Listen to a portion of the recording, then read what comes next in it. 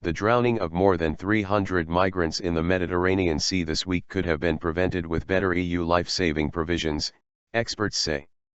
The UN's refugee agency, UNHCR, says more migrants are dying because search and rescue efforts have been reduced. Italy's major patrol and rescue operation ended last year. A smaller-scale EU operation, Triton, took over. The UNHCR says about 3,500 migrants died trying to cross the Mediterranean Sea to Europe in 2014. In the latest disaster, more than 300 people drowned after the 4 dinghies they were traveling in got into trouble setting off across the sea from Libya, a favored but perilous route used by migrants trying to get to Europe. We warned everybody in October that by lowering the tension and the operational capacity of the search and rescue operation, this might happen, Carlotta Sami, the UNHCR's representative for Southern Europe, told the BBC. She said tragedies such as this would happen again if the EU did not take urgent action to scale up its search and rescue operation. The EU has done too little too late, she said. The influx of refugees and migrants crossing the Mediterranean will not stop. Coffins.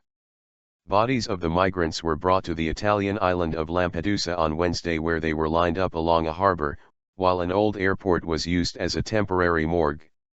Some of the victims died as they tried to cross the Mediterranean in freezing, rough conditions, but others, in a poor condition, died during the rescue operation by the Italian Coast Guard.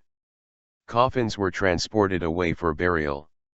In November, Italy ended its operation known as Mare Nostrum, which was launched in October 2013 in response to a tragedy off Lampedusa, in which 366 people died.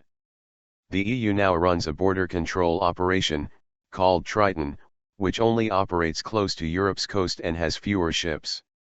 The International Organization for Migration, IOM, says more people could have been saved in the latest disaster. We think it could certainly have been prevented had there been a better life-saving flotilla or task force in place, said Leonard Doyle, IOM spokesman. The decision to end Mare Nostrum sparked warnings that it would lead to more deaths. But other European countries, including the UK, said a rescue service could encourage more migrants. The Mediterranean Rescue Flotilla, which was known as Mare Nostrum, isn't there anymore because a political decision has been taken that this was attracting people to attempt to cross the Mediterranean, said Mr. Doyle. If anybody believes that taking away the lifeguards, taking away the security and the rescue mission is going to deter people, that's just frankly incorrect. Even deadlier.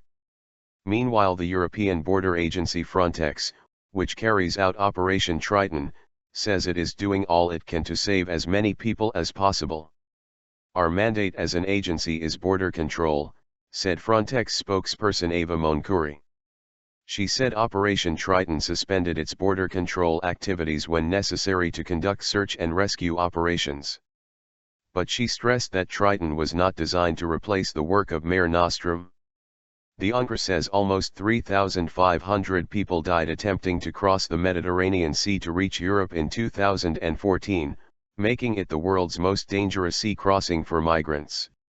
More than 200,000 people were rescued in the Mediterranean during the same period, many under the Mare Nostrum mission. The IOM warned that 2015 could be even deadlier, pointing out that the latest incident comes on top of 115 deaths reported in the Mediterranean since the beginning of the year. That compares to just 27 deaths during the same period last year, according to the IOM. Nils Muiznieks, the Council of Europe's Commissioner for Human Rights, said Europe as a whole needed to take responsibility. The Mediterranean is a European sea and a European approach is needed, he said.